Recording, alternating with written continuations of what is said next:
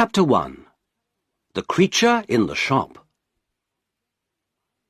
My name is Dr. Frederick Treves. I am a doctor at the London hospital. One day, in 1884, I saw a picture in the window of a shop near the hospital. I stopped in front of the shop and looked at the picture. At first, I felt interested. Then I felt angry. Then afraid. It was a horrible, ugly picture.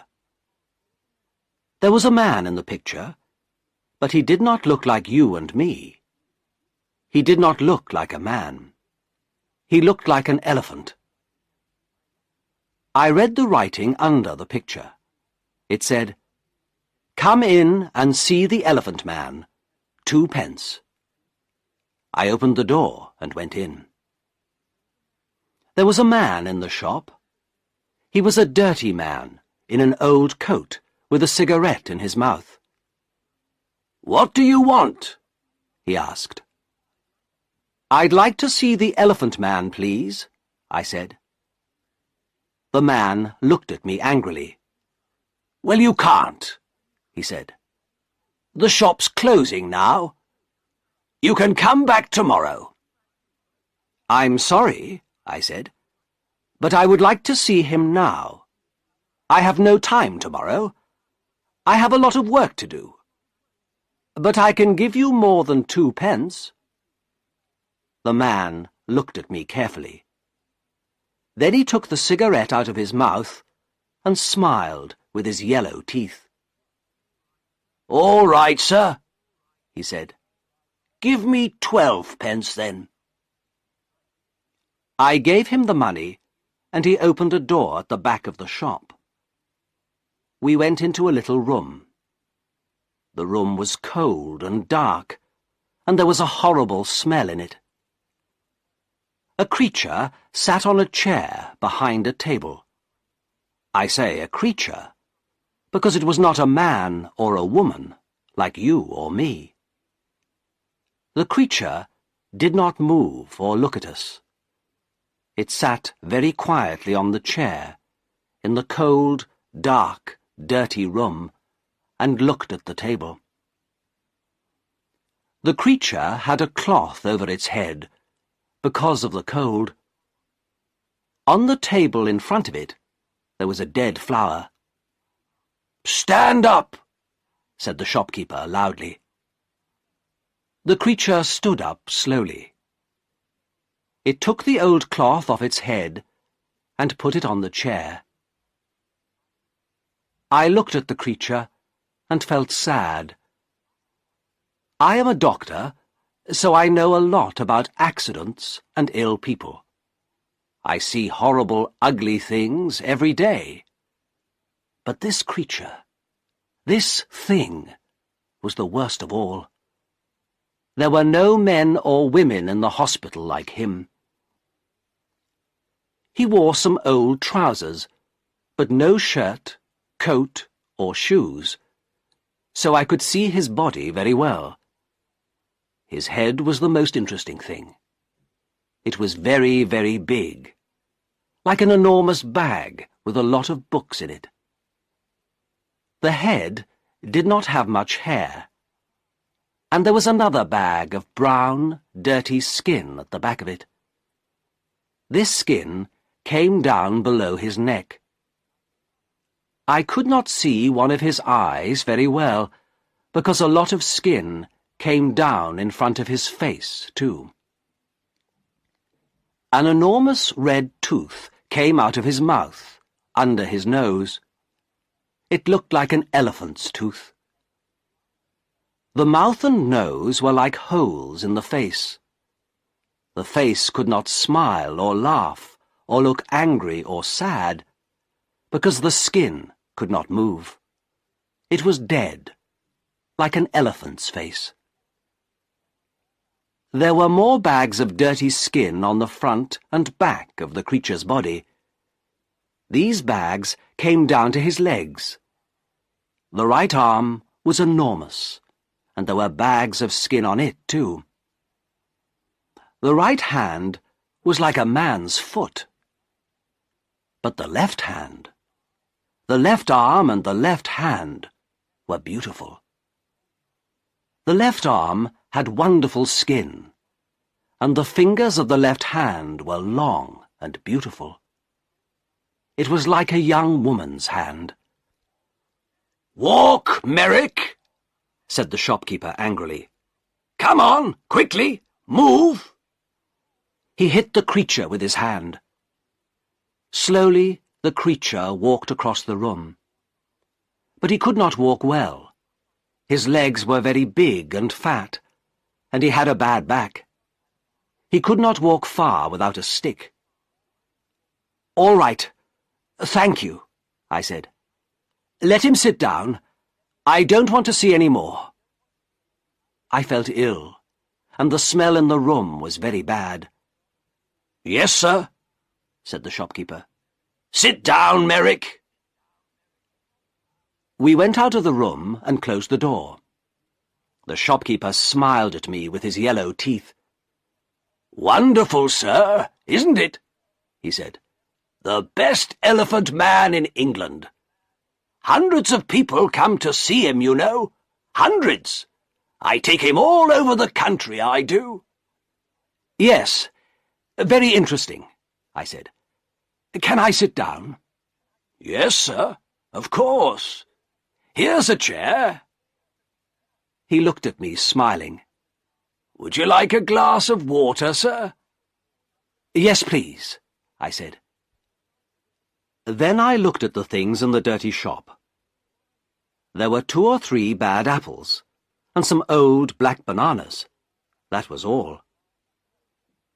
No. No, thank you. I'm all right," I said.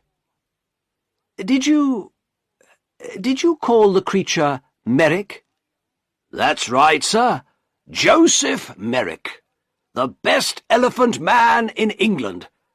I take him all over the country, you know. Lots of people want to see him."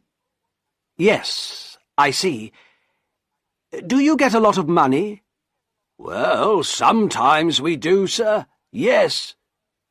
But it's difficult, you see, sir, because of the police. The police don't like us, you see, sir. So we can't stay in a town very long. We usually move every week." "Yes, I see. Well, anyway, Mr. Silcock, sir. Simon Silcock." "Yes, well, Mr. Silcock, I'm a doctor at the London hospital. My name is Dr. Treves. I think this man, Joseph Merrick, is very interesting, and I would like to see him at the hospital. I want to look at him more carefully, you see." "Yes, sir. I see. But how can he get to the hospital? It's going to be difficult." "Why, man? The hospital's not far from here." "Well, yes, sir. I know. But you see, Merrick can't walk very well. He needs help." "You can come with him." "Do you want more money? Is that it?" "Well, yes, sir, I do. But you see, people are afraid of him, too. In the road, little boys always run after him and hit him. Then the police get angry, because people are afraid. Sometimes they take us to prison." "I see," I said. "Well, how can he come to the hospital, then?" "Bring a cab, sir," said Silcock. "You can take him to the hospital in a cab."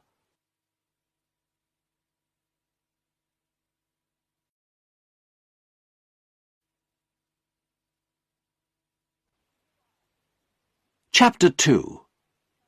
The Card. So next day, at 7 o'clock, I came to the shop in a cab. There were not very many people in the road, because it was early in the morning. In November, it is dark at 7 o'clock in the morning, and I could not see the shop very well. I waited 5 minutes. A postman walked past.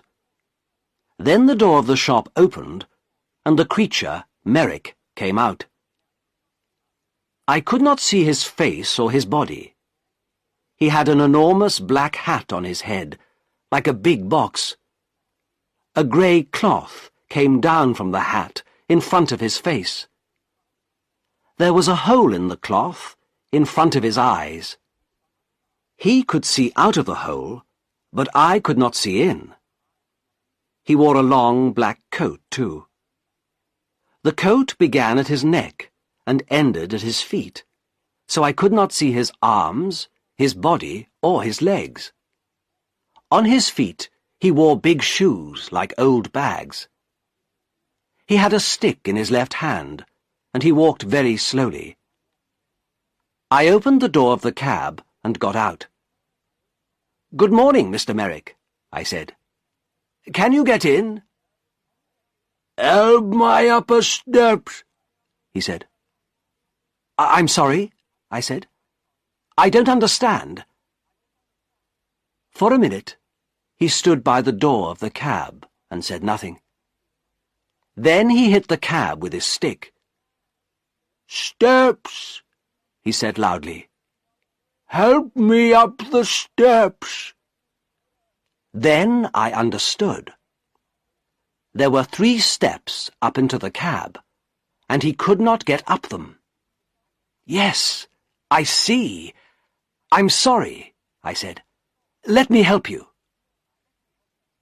I took his left hand and began to help him. My right hand was behind his back. I felt very strange.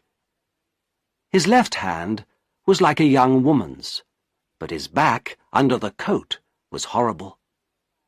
I could feel the bags of old skin on his back under the coat. He put one enormous foot on the first step, and then he stopped. After a minute, he moved his second foot slowly. Then he stopped and waited again. "Hello, sir. Can I help you?" I looked behind me. It was the postman, and behind him I could see 3 young boys. One of the boys laughed. The postman smiled. "Is the gentleman ill?" he asked. I thought quickly. "Yes, but this is a lady, not a gentleman. I'm a doctor, and she's ill. Take her hand so I can help her better." The postman took Merrick's left hand, and I helped him with 2 hands from behind. Slowly, very slowly, Merrick went up the steps and into the cab. One boy was very near the cab. He called to his friends. "Come and see this, boys! A fat lady in a black coat! And look at that enormous hat!" The boys laughed. They were very near the cab too now. I closed the door quickly. "Thank you," I said to the postman. "That's all right, sir," he said. "She's a strange lady, sir, isn't she?" "She's ill, that's all," I said quickly. "We're going to the hospital. Goodbye, and thank you." The cab drove down the road to the hospital. I looked at Merrick. "That was difficult, wasn't it?" I said. At first he said nothing, but then he spoke. His voice was very strange, but I listened to him carefully, and I could understand him. "The steps were very difficult," he said. "But most things are difficult for me." "Yes," I said. "Nothing is easy for you, is it?" "No," he said. He was very quiet for a minute. Then he said, "Who are you, sir?" "Who am I? Oh, I'm sorry. My name is Dr. Treves." Here, this is my card. I gave him a card with my name on. Then I thought, that was no good. This man can't read. But Merrick took the card and looked at it very carefully. Then he put it in his trousers pocket. I did not talk to him very much at the hospital. I looked at his head and arms and legs and body very carefully. Then I wrote the important things about him in a little book. A nurse helped me. Merrick looked at her sometimes, but she did not smile at him or talk to him. I think she was afraid of him. I think Merrick was afraid too, because he was very quiet. At 4 o'clock, I took him back to the shop in a cab. The next day, I looked in the shop window again, but the picture was not there.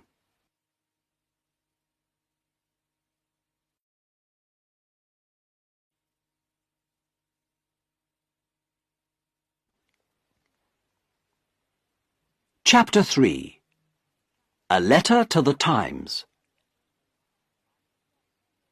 I did not see Merrick again for 2 years. Then, one day, the police found him. He had my card in his hand, so they brought him to the London hospital. He was very tired, hungry, and dirty, so I put him to bed in a quiet little room. But he could not stay at the hospital. He was not ill, and of course the beds in the hospital are for ill people. We have no beds for hungry people or ugly people. I told the hospital chairman, Mr. Carr Gom, about Merrick. He listened carefully. And then he wrote a letter to the editor of the Times newspaper. From the Times, December the 4th, 1886. A letter to the editor. Dear Sir, I am writing to you about a man in our hospital. He needs your help. His name is Joseph Merrick, and he is 27 years old. He is not ill, but he cannot go out of the hospital because he is very, very ugly. Nobody likes to look at him, and some people are afraid of him. We call him the Elephant Man. 2 years ago, Merrick lived in a shop near the London hospital. For 2 pence, people could see him and laugh at him. One day, Dr. Frederick Treves, a hospital doctor, saw Merrick, brought him to this hospital, and looked at him carefully. Dr. Treves could not help Merrick, but he gave him his card. Then the shopkeeper, Silcock, took Merrick to Belgium. A lot of people in Belgium wanted to see him, and so after a year, Merrick had £50. But then Silcock took Merrick's £50, left Merrick in Belgium, and went back to London. Merrick came back to London by himself. Everyone on the train and the ship looked at him and laughed at him. In London, the police put him in prison. But then they saw Dr. Treves's card and brought Merrick to the London hospital. This man has no money, and he cannot work. His face and body are very, very ugly, so of course many people are afraid of him. But he is a very interesting man. He can read and write, and he thinks a lot. He is a good, quiet man. Sometimes he makes things with his hands and gives them to the nurses because they are kind to him. He remembers his mother, and he has a picture of her. She was beautiful and kind, he says. But he never sees her now. She gave him to Silcock a long time ago. Can the readers of the Times help us? This man is not ill, but he needs a home. We can give him a room at the hospital, but we need some money. Please write to me at the London Hospital. Yours faithfully, F.C. Cargom, Chairman of the London Hospital. The readers of the Times are very kind people. They gave us a lot of money. After 1 week, we had £50,000, so Merrick could live in the hospital for all his life. We could give him a home.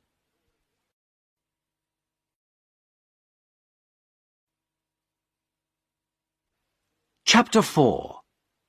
Merrick's First Home. We gave Merrick 2 rooms at the back of the hospital. 1 room was a bathroom, so he could have a bath every day. Soon his skin was much better, and there was no horrible smell. The second room had a bed, table, and chairs. I visited him every day and talked to him. He loved reading and talking about books. At first, he did not know many books. The Bible, and 1 or 2 newspapers, that's all. But I gave him some books of love stories, and he liked them very much. He read them again and again, and talked about them often. For him, the men and women in these books were alive, like you and me. He was very happy. But sometimes it was difficult for him. At first, 1 or 2 people in the hospital laughed at Merrick because he was ugly. Sometimes they brought their friends to look at him. One day, a new nurse came to the hospital, and nobody told her about Merrick. She took his food to his room and opened the door. Then she saw him. She screamed, dropped the food on the floor, and ran out of the room. I was very angry with the nurse, and went to see Merrick. He was not happy about it, but he was not very angry. I think he felt sorry for the girl. People don't like looking at me. I know that, Dr. Treves, he said. They usually laugh or scream. Well, I don't want nurses to laugh at you, Joseph, I said angrily. I want them to help you. Thank you, Doctor, he said, in his strange, slow voice. But it's not important. Everyone laughs at me. I understand that. I looked at him sadly. In his one good hand, his left hand, he had the little picture of his mother. He looked at the picture for a minute, and then put it by a flower on the table. A tear ran out of his eye and down the skin of his enormous, ugly face. Dr. Treves, he said slowly, you and the nurses are very kind, and I'm very happy here. Thank you very much.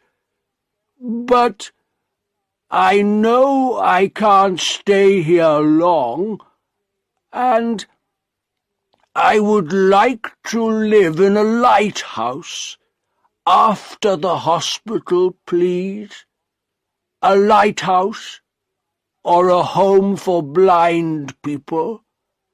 I think those are the best places for me. What do you mean? I asked. Why? He did not look at me. He put the flower on the picture and looked at it carefully. Lighthouses have sea all round them, don't they? He said. Nobody could look at me in a lighthouse, so I would be happy there. And blind people can see nothing, so they couldn't see me, could they? But Joseph, I said, this is your home. You live here now. You aren't going to leave the hospital. Not today, perhaps, he said, but soon. You are a kind man, Dr. Treves, but I can't stay here very long. I have no money. I smiled. Joseph, I said, this is your home now. Don't you understand? You can stay here all your life. Very carefully, I told him about the letter to the Times and the money. I don't think he understood at first, so I told him again. He was very quiet for a minute. Then he stood up and walked up and down the room very quickly. A strange sound came from him, like laughing.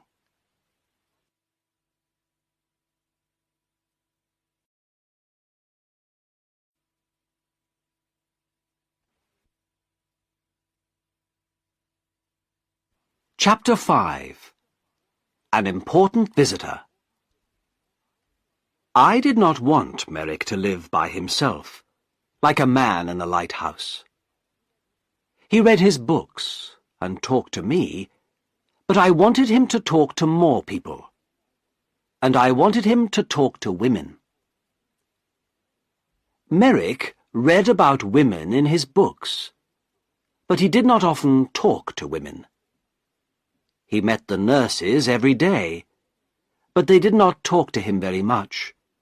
For them, he was always a creature, not a man.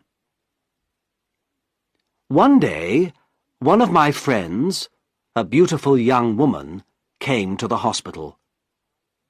I told her about Merrick and took her to his room. She opened the door and smiled at him. "Good morning, Mr. Merrick," she said. Then she shook his hand. Merrick looked at her for a minute, with his mouth open. Then he sat down on his bed, with his head in his hand, and cried. He cried for nearly 5 minutes.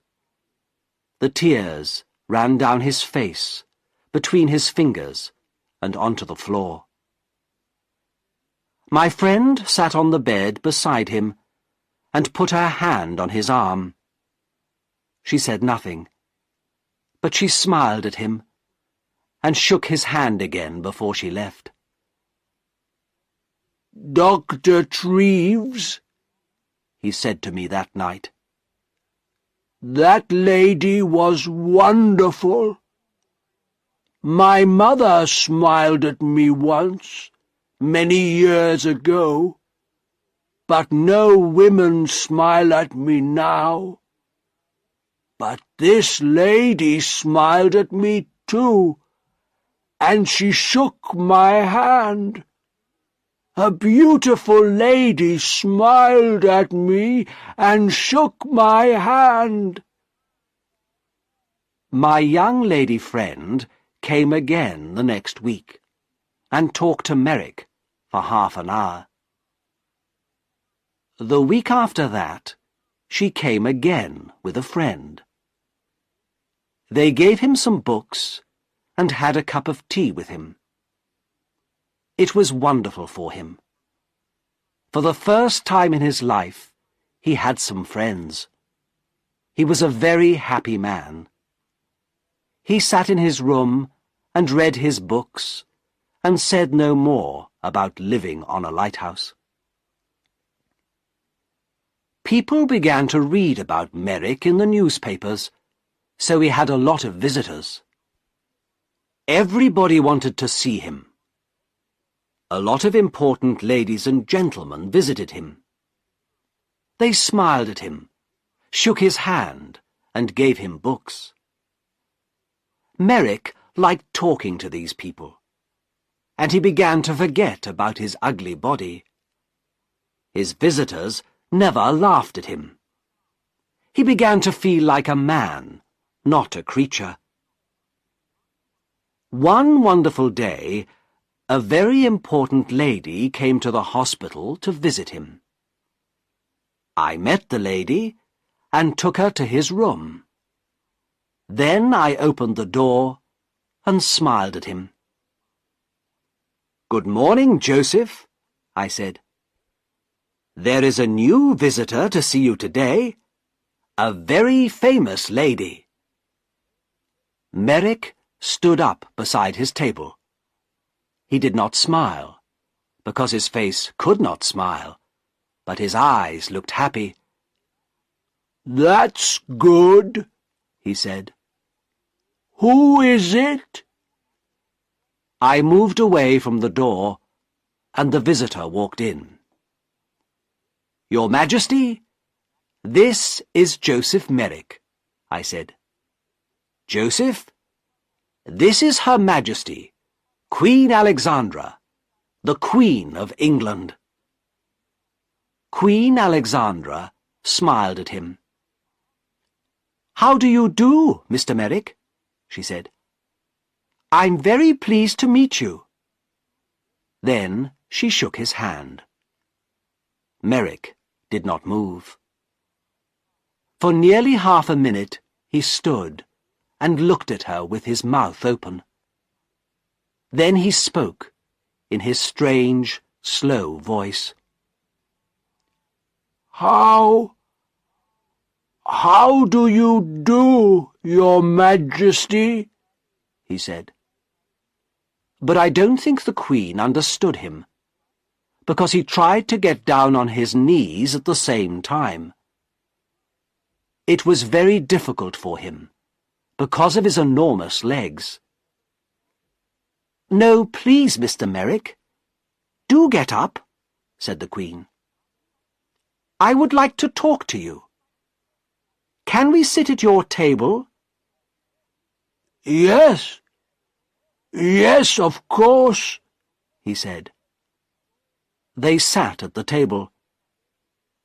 She took his left hand, the good hand, in hers. She looked at the hand carefully, and then smiled at Merrick again. "I often read about you in the newspapers," she said. "You are a very interesting man, Mr. Merrick. You have a very difficult life, but people say you're happy. Is it true? Are you happy now?"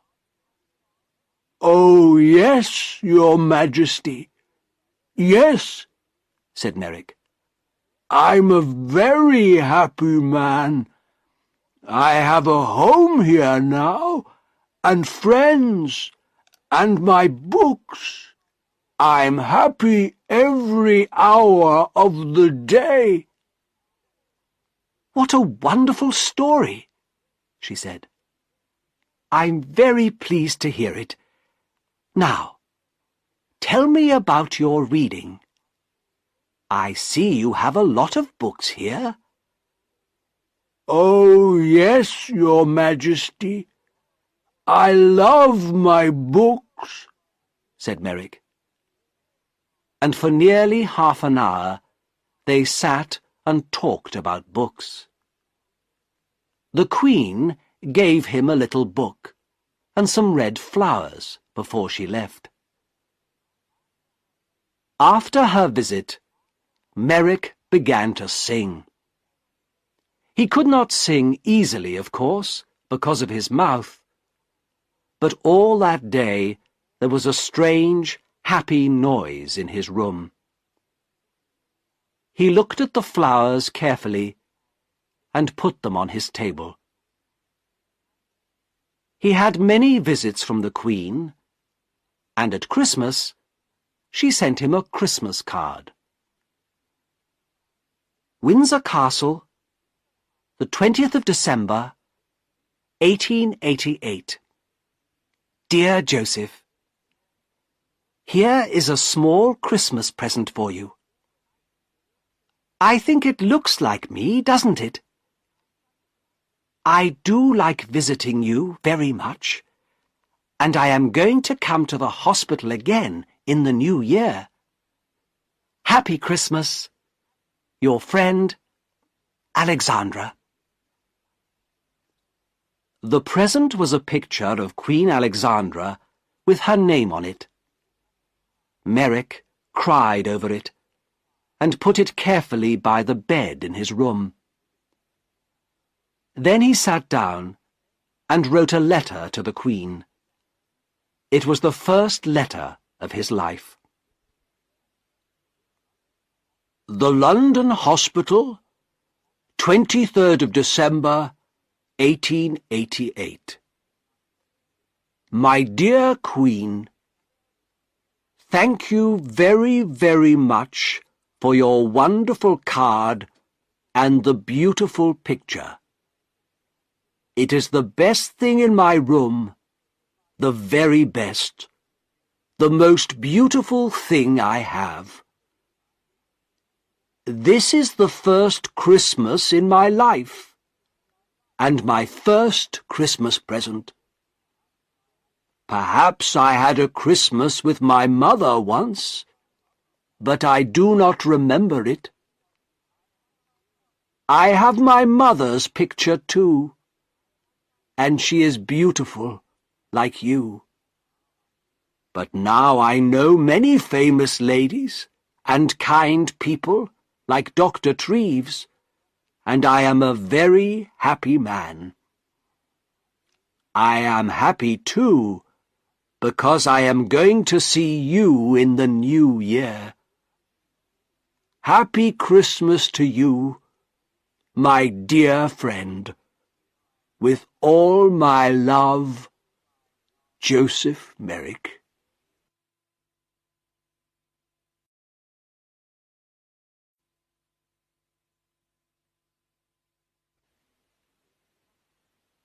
Chapter 6. Outside the hospital. Merrick had a lot of friends now, but he was more like a child than a man. He could read about things and talk to his visitors, but he could not go out of the hospital by himself. He thought and played like a child. After Christmas, he wanted to go to the theatre. This was very difficult, because I did not want the people in the theatre to see him. But a kind lady from the theatre, Mrs. Kendall, helped us. We bought tickets for a box at the side of the theatre. We went to the theatre in a cab with dark windows, and we went into the theatre by a door at the back, the Queen's door. Nobody saw us. 3 nurses sat at the front of the box, and Merrick and I sat in the dark behind them. Nobody in the theatre could see us, but we could see the play. It was a children's Christmas play. Merrick loved it. It was a most wonderful, exciting story. Often he laughed, and sometimes he tried to sing like the children in the theatre. He was like a child. For him, everything in the story was true. Once he was very afraid, because the bad man in the play was angry and had a knife. At first, Merrick wanted to leave the theatre, but I stopped him. Then he was very angry with this bad man in the play. He hit his hand on his chair and stood up and talked to the man, but nobody heard him. When the bad man went to prison, Merrick laughed. Merrick thought the beautiful young lady in the play was wonderful. He wanted to talk to her, too. At the end of the play, he was very happy, because she married a good young man. He remembered this play for a long time, and he talked a lot about the people in it. "What do you think they did after we left?" he asked me. "Where do the young lady and the young man live? What are they doing now?" "I don't know," I said. "Perhaps they live in the country." Merrick thought about this for a long time. Then he said, "Dr. Treves, can I go to the country, please? I saw the country once from a train, but I never went there. I often read about it in books. It's very beautiful, isn't it? I would like to see it." The visit to the theatre was difficult, but a visit to the country was more difficult. But again, one of his new friends helped us. She had a small house in the country, and Merrick could stay in it for the summer, she said. I took Merrick to the country in a train with dark windows, so nobody could see him. Then we went in a cab to the country house. There were a lot of trees near the house, but no people lived near it. A countryman brought food to the house every day, but no people came near it. I stayed with him that night. At night, it was very dark and quiet. In the morning, hundreds of birds sang in the trees, and everything outside the house was green. Merrick walked under the big trees, looking at things happily and singing his strange song. I went back to London, but Merrick stayed there for 6 weeks. He was wonderfully happy. Every week, he wrote me a letter. Apple Tree House, West Wickham, Berkshire, the 21st of July, 1889. Dear Dr. Treves, I had a wonderful day again today. It was very warm, so I walked under the trees and sat by a stream. The water in the stream made a beautiful noise, like singing. Did you know that? I listened to it for 2 hours. Lots of little birds came near me. One had a red body in front and a brown back. I gave it some bread, and it sat on my hand. A lot of birds are my friends now. I watched the fish in the stream, too. They were very exciting, because they move very fast. 1 minute they were there, and the next minute I couldn't see them. But I waited quietly, and they always came back. I put my hand in the water, but I couldn't touch them. I met a big dog yesterday. It made a very loud noise, but I was not afraid. I sat down quietly and looked at it, and it came and smelt my hand. I saw it again today, and gave it some bread. It likes me now. I am going to put some flowers from the country in this letter. There are hundreds of flowers here. Did you know that? I like the little blue ones best, but they are all beautiful. I have lots of them in my room. I give them water every morning. Little flowers are very thirsty, you know. I am very happy here, Doctor, but I want to see you again soon, too. With love from your friend, Joseph Merrick. At the end of the summer, he came back to London. He was very well, and his skin looked much better. He talked about the country a lot, but he was happy to see his friends and his books again, too.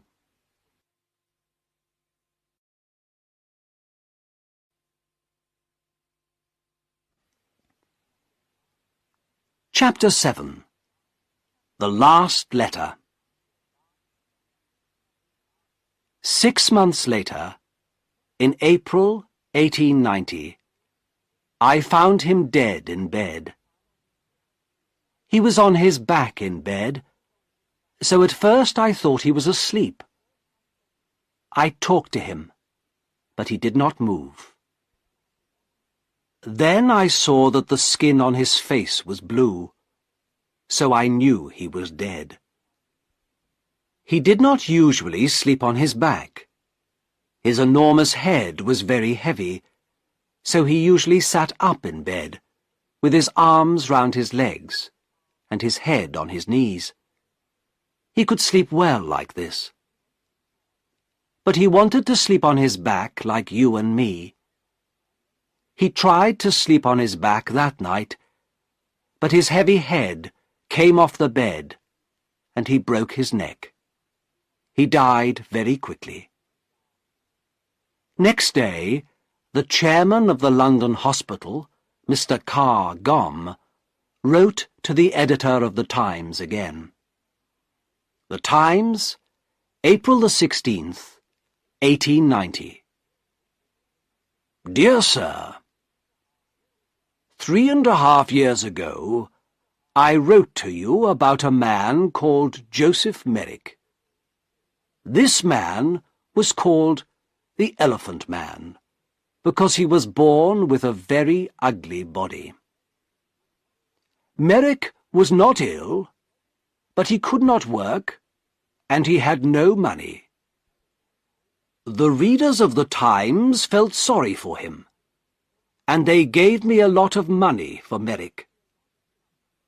Because of this money, we could give Merrick a home in the London hospital. It was his first good home, and for 3.5 years he lived here happily. The doctors and nurses of the hospital helped him, and many important people visited him. He read many books. He went to the theatre, and in the summer he stayed in the country for 6 weeks. Because of your readers' money, we could give him a happy life. Last night, Joseph Merrick died quietly in his bed. He was a man with a very ugly body, but he was a good, kind man, and he had a lot of friends. We like to talk to him, and we are all very sorry because he is dead. A lot of people are going to remember him for a long time. There is some money left, so I am going to give it to the hospital. Thank you, sir, for your help. Yours faithfully, F. C. Cargom, Chairman of the London Hospital.